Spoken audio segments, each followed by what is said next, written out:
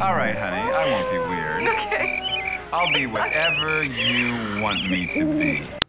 Comic Book Man loves comics. Just watch how much. It's a look back at the week of March 23rd, 2011. Hey folks, Comic Book Man here. Welcome once again to my video outhouse. It's time for Week in Review, and this is the Week in Review Shipshape edition for March the 23rd, 2011. This is where I go over this week's shipping, the highlights, some of the lowlights, maybe, of what shipped this week, and we, one more time, take a look back at all the wonderful things that happened on the week of March the 23rd, 2011, here on the new comic wall at Alternate Reality. The book of the week this week was sent by the company of the week this week, which was Marvel. They shipped out 29 comics this week. 106 comics altogether came out from all the companies this week, but Marvel shipped out 29. And this was the book of the week, FF number 1.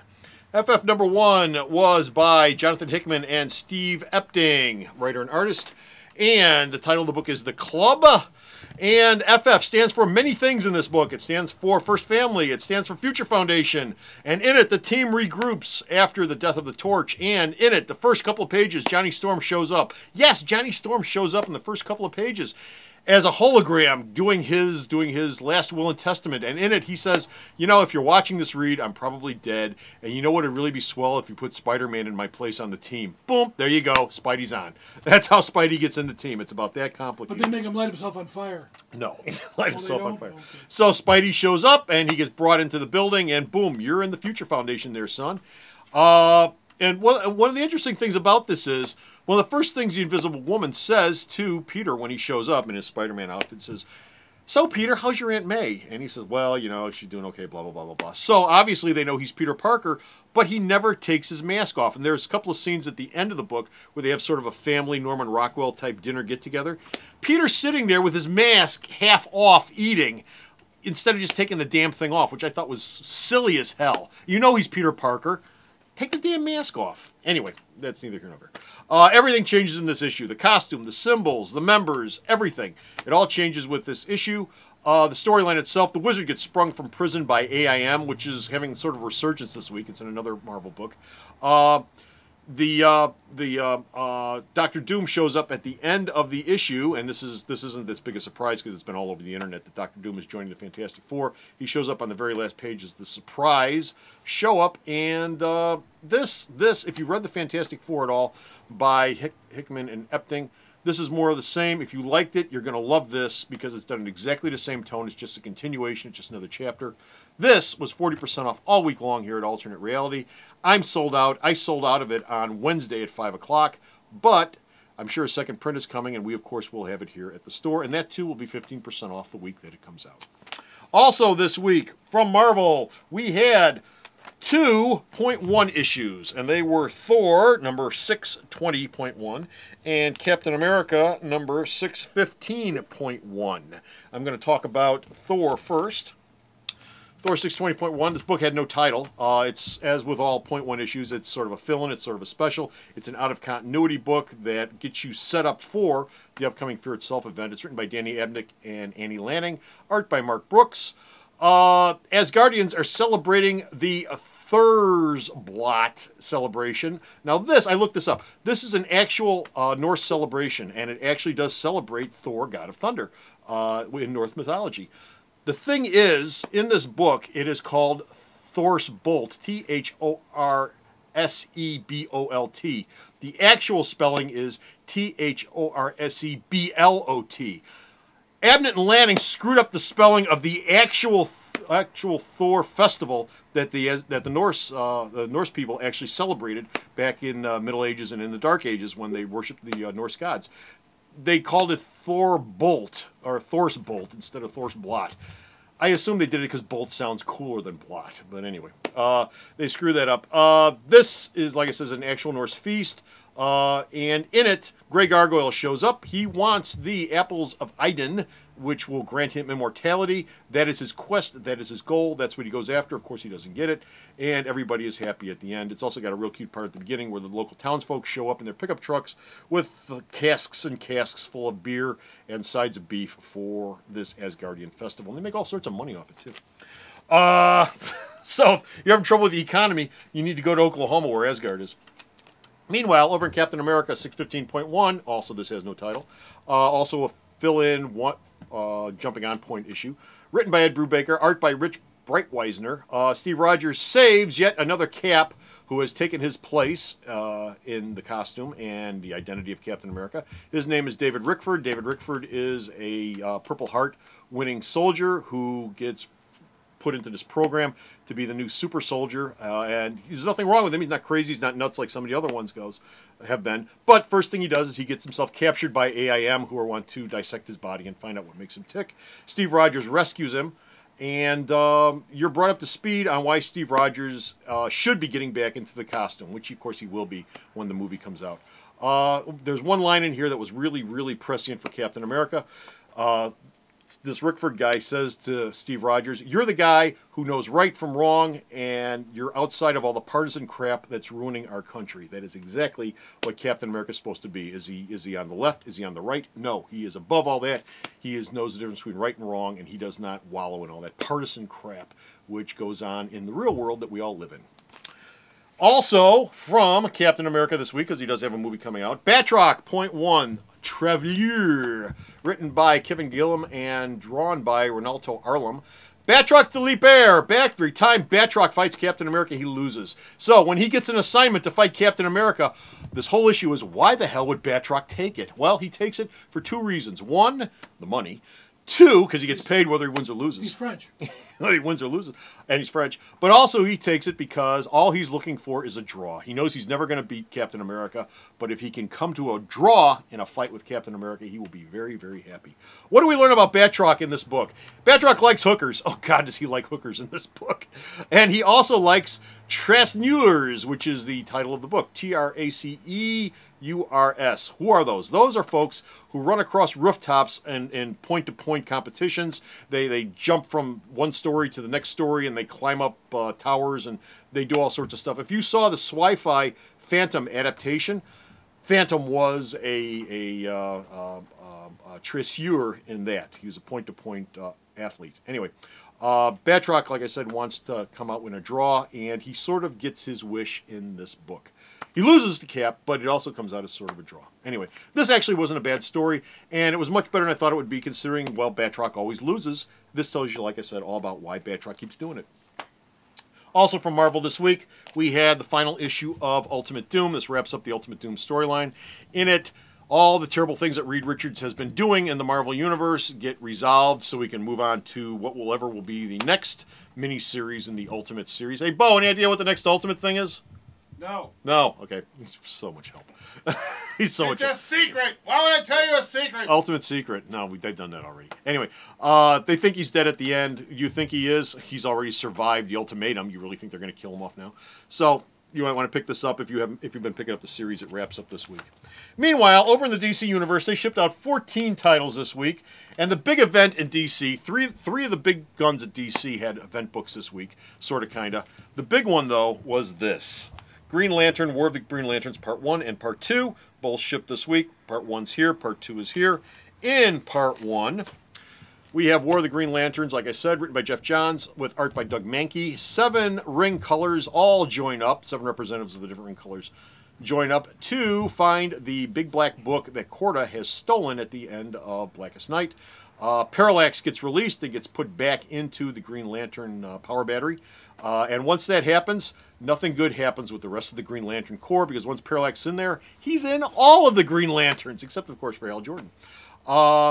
The end of this book has got a nice little surprise ending in it, and I'm not going to give it away, but it definitely leads into the rest of the series. You ought to pick this up. This was actually quite a good read.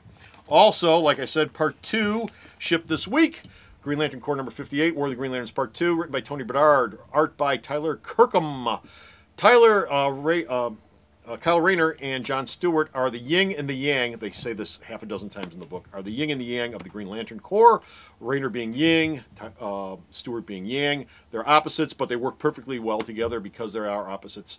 There's 6 pages of pointless fighting in this as Parallax infests the Green Lantern battery, and of course then all the Green Lanterns in the Corps. So obviously Rayner and Stewart are going to fight one another in a pointless 6-page battle. There is a horrible sacrifice that Ganthet makes at the end of this, though. I'm not going to tell you what it is, but they're going to be calling him Stumpy from this point on. And you can take it from whatever it's worth. This was an okay read. The Green Lantern one was better. Part 1 was better than Part 2, but this was okay. Also, the Batman family. Oh, big doings in the Batman family this week. Look what finally shipped. Dark Knight number 2, written by and drawn by David Finch. This is Golden Dawn Part 2. The first issue of this thing shipped on January 29th of 2010. It's been 11 weeks between issue 1 and issue 2. Kids, this is a quarterly book. Get used to it. It's a quarterly. I started reading this thing. I could not remember a damn thing from number 1 except that I liked number 1. As I'm going through it, more and more of the story is coming back to me. In it, Batman goes absolutely medieval on the Penguin. There's a reason why he does, but he does some absolutely horrific things to the Penguin in order to try to get information out of him. And there's a possible new kid sidekick that shows up in Batman's life. I don't know where Finch is planning on going with it, but the kid takes over to Batmobile and takes it for a spin. Also, there are 2 seldom seen Gotham non-Bat heroes that should make their appearance in this book and will obviously be part of the storyline. This is very good. You should pick it up. Also, this week, this ended. Batman Streets of Gotham, number 21, the last issue of the series, wraps up the Hush storyline that they've been doing for the last 4 or 5 issues now. If you've been following this book, you need to pick this up, obviously. Last issue puts a capper on everything. And Batman Incorporated, number 4, also shipped this week. The Kane Affair, written by Grant Morrison with art by Chris Burnham. The original Batwoman, Kathy Kane, that's Kane, is fully integrated into Batman continuity in this thing. The 2 of them ran together. She wore that ridiculous yellow and red outfit. She had her ridiculous-looking sidekick Batgirl with her, who wore the red and the green outfit. Everything from the Golden Age, Silver Age continuity has been integrated by Grant Morrison into this character. And there's explanations for most all of it, not all of it, most all of it. But the big reveal in this is Batwoman was Batman's first love. Bruce Wayne, Batman, fell head over heels for Batwoman. It usually works the other way around, but he fell head over heels with her, and she dumped him. And she dumped him because she's like 10 years older than him, and she didn't want to be the Bat mommy because she could see where the whole relationship was going. He's going to be running around. He's 10 years younger, and she's going to be sitting at home knitting little bat booties, and she had no interest in that, so she dumped him. Also, the current Batwoman is in this, Kathy Kane, C-A-I-N, and how she's going to link up with that is part of the ongoing storyline. El Gaucho and Batman currently in the story are forced to fight one another. Gaucho loved her, the original Kathy Kane, once upon a time. All that comes together in one smooth mix. Also, Ace the Bat Hound is in this thing, so there you go. Yes, that's right, Ace the Bat Hound. Finally, over in the DC Universe, Justice League shipped out 2 books. Justice League number 55 and Justice League Generation Lost number 22. I'm going to do Justice League Generation Lost 22 first. This is good news, bad news sort of thing. That's the title. Judd Winnick wrote it. Joe Bennett drew it. Guess who's not dead, kids? Blue Beetle. Oh, he got shot in the head, but his costume saved him. Big surprise. You really think they're going to kill off another Blue Beetle after they've done all this work to bring him back? This is coming into the home stretch. Big chunks of the plot are revealed. Batman signs on to the quest for Maxwell Lord. The White Lantern restored his memory, so he knows everything everyone else knows about Max Lord. Wonder Woman also shows up, and her current continuity is tied in with this storyline and is part of this storyline. So if you've been reading Wonder Woman, you might want to pick this up. Over in Justice League, you had 2 stories in this issue. Justice League number 55, Eclipso Rising Part 2, Mayhem, written by Jim Robinson, drawn by Brett Booth. The whole Reign of Doomsday thing was absolutely shoehorned into this. You can easily pull the Reign of Doomsday pages out of the Eclipso pages, stick them both in separate trade paperbacks. You will not miss a thing. They have nothing to do with each other. They might as well have made them a front story and a back story instead of just sliding them in page after page. So, page A, page B, page A, page B, which is pretty much how it goes. Doomsday is fighting the Justice League from New Krypton's debris to the JLA satellite, and Eclipso and his army invades and conquers Alan Scott's Emerald City. The 2 stories, like I said, can be easily torn apart from one another. Over in the indie side, Image shipped 10 titles this week. This was the big book of the week, though. Lorna for Image. Lorna Relic Wrangler, One Nation Under Chaos, written by Micah Harris, drawn by Lawson Wallace. This is a goofy, fun mix of Billy the Model and National Treasure. That's right. What's his name? Ghost Rider. Nicolas Cage. Nicolas Cage's National Treasure. On top of the Washington Monument, The top of it has to be retrieved before the living chaos takes over Washington, D.C. This takes place on some sort of parallel Earth where the USA and Britain are still sort of pissy with each other over what happened 218 years ago. There's 2 backups to this story. The art is much worse than the 2 backups. The art in the first part of this book is actually fun and cartoony, but it's not cartoony dumb-dumb. It's cartoony, hey, look at her butt. That type of cartoony, good girly cartoony. The backups, though, take a pass on those. Over at Boom, the big event was the return of Hellraiser with 2 wonderful covers with Pinhead. Hellraiser 1, Pursuit of the Flesh, written by Clive Barker and Chris Monfett, with art by Leonard Manico. This starts with a quote from a Italian philosopher and goes right down the toilet from there. The quote on the first page in the first panel is the best part of this book. I have never liked the whole Hellraiser thing with Pinhead and the Cenobites and all that stuff. Pinhead wants to be human. God only knows why. He's bored with all the flesh rendering that he does, and yes, there's flesh rendering with the hooks and the chains and all that stuff in this. Christy Cotton has sex with her boyfriend and then gets a letter from the Harrowers, and that kicks you into the plot for the next issue. There's also a reprint backup in here from Marvel's Hellraiser series. If you like the Cenobites, you want to pick this up. Over at Dynamite, Red Sonja, Deluge, written by Dan Brereton, who did the cover art right here on this one, and drawn by Chris Bolson. This is Red Sonja in China. It's called Southern Kahitai in the Hyborian Age, but it's China. And it's during the monsoon season of all things, which is why it's called Deluge. She fights with killer baboons. It's in trouble with a washout of epic proportions and the usual bunch of barbarians that show up in the Red Sonja universe. The art is incredibly uneven in this book. Some of the panels look absolutely gorgeous, and some of the panels look like they were done by a 4th-year art student. Some of the panels are just miserable. It goes back and forth. It's very Jekyll and Hyde-ish in this thing. But Brereton wrote it into the art. Chris Bolston did it, so blame him. Last book I'm going to do is from Moonstone. Rotten, number 9. There's no title to this book. This is written by Mark Rayner and Bob Horton, with art by Dan Dougherty. This is Walking Dead meets Chew during the Gilded Age, the 1890s. Can cannibalism lead to zombieism? That's the big question this asks. If you're a cannibal, do you become a zombie at some point because of that? That's what this book explores. This has got beautiful colors by artist Dan Dougherty, who also is ready for pro work. Dan, you're ready for pro work. It's time for you to branch out to DC, Marvel, or somewhere else. This is probably the best book that Moonstone puts out. We trash Moonstone books all the time. Sweet Dan does, I should say. Not me, because they're all wonderful. But Sweet Dan does. This is probably the best book that Moonstone is doing. This is all about evolution. Here's our themes in this book. Evolution, kielbasa's, and corporate science in the 1890s. It's all wrapped up in this one book. And you get to see a guy fighting zombies with a beehive. What more can you ask for? Anyway, last thing I want to cover is Comic Book Man's Cover of the Week. Osborne, what issue is this? 4. Osborne number 4. Cover of the week. This is just a very striking visual on this cover. A lot of anger, a lot of insanity, a lot of just psychodrama nut stuff in this book. And this is the one cover that jumped out at me when I was going through all the books this week. The inside art is nowhere near as good as the cover. But this cover I thought was pretty cool, and that's what it is, Cover of the Week. And that's it. I'm done. I'm finished. I'm out of here. That is it for Shipshape Week in Review. But go to the store's website and check out all the other Shipshape Week in Reviews we've done and all the other stuff we do here at the Video Outhouse. And where is the store's website at? Where's it at? Sarah knows. Oh, Sarah. www.myalternatereality.com, and it's only for cool people. So go to the store's wwebsite. Check it all out. Until next time, this is Comic Book Man saying bye.